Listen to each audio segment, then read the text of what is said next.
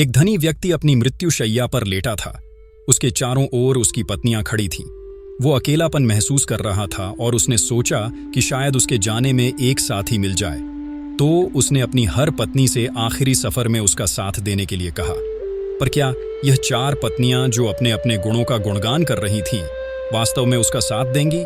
क्या कोई भी पत्नी उस अनजान रास्ते पर चलने के लिए तैयार होगी, या वो अकेले ही अज्ञात मार्ग में प्रवेश करेगा? यह कहानी भगवान बुद्ध की शिक्षाओं पर आधारित है, जो हमें धीरे धीरे जीवन और मृत्यु के रहस्यों को खोलती है।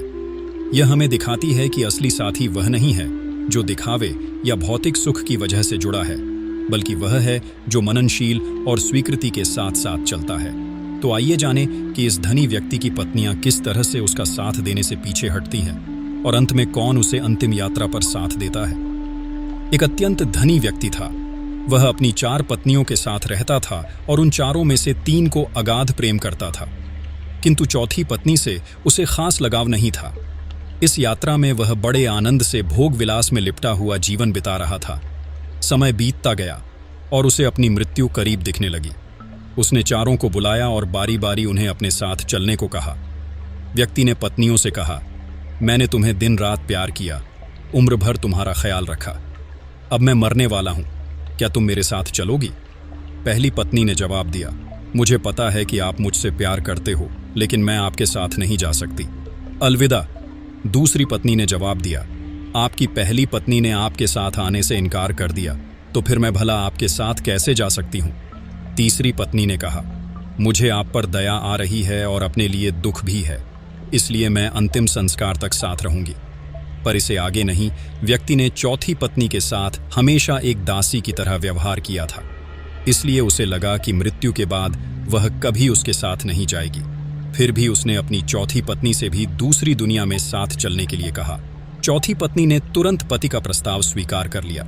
चौथी पत्नी ने जवाब दिया, मैं आपके साथ जाऊंगी, कुछ भी हो, मैं हमेशा साथ रहने के लिए दृढ़ संकल्पित हूं, मैं आपसे अलग नहीं रह सकती। बुद्ध ने कहानी समाप्त करते हुए कहा, हर पुरुष और महिला की चार पत्नियां या पति होते हैं और हर एक की का खास मतलब होता है। पहली पत्नी या साथी हमारा शरीर होता है, जिसे हम दिन रात प्यार करते हैं, लेकिन जीवन के अंत में शरीर कभी साथ नहीं जाता। दूसरी पत्नी हमारा भाग्य, भौतिक चीजें, धन संपत्ति है, जिनके लिए हम सारा जीवन मेहनत करते हैं। मृत्यु के बाद यह भी साथ नहीं जाता है। तीसरी पत्नी का अर्थ रिश्ते नातों से है। मृत्यु के बाद माता पिता, भाई बहन, रिश्तेदार या दोस्त कभी साथ नहीं जाते हैं, सब यही छूट जाता है। चौथी पत्नी हमारा मन या चेतना है। क्रोध, लोभ और असंतोष कर्म के नियम है। हम अपने कर्म से कभी पीछा नहीं छोड़ सकते हैं। जैसा कि पत्नी ने अपने पति से कहा था, तुम जहां भी जाओगे मैं तुम्हारे पीछे चलूंगी। तो मित्रों, आपको यह कहानी कैसी लगी और आपने इस कहानी से क्या सीख ली? हमें अवश्य बताएं।